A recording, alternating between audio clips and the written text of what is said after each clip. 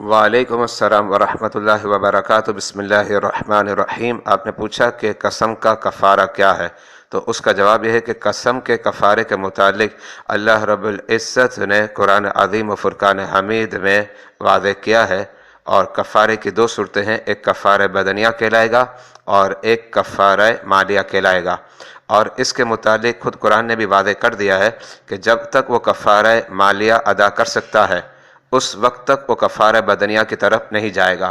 ہاں، اگر کفارہ مالیہ سے عاجز ہو گیا تو اب وہ کفارہ بدنیہ ادا کرے گا۔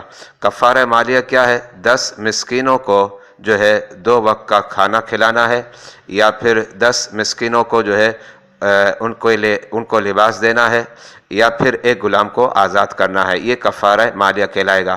اور اگر یہ ادا نہیں کر سکتا تو اب کفارہ بدنیہ کی طرف جائے گا۔ کفارہ بدنیہ 3 روزوں کا رکھنا ہے۔ واللہ اعلم بالصواب۔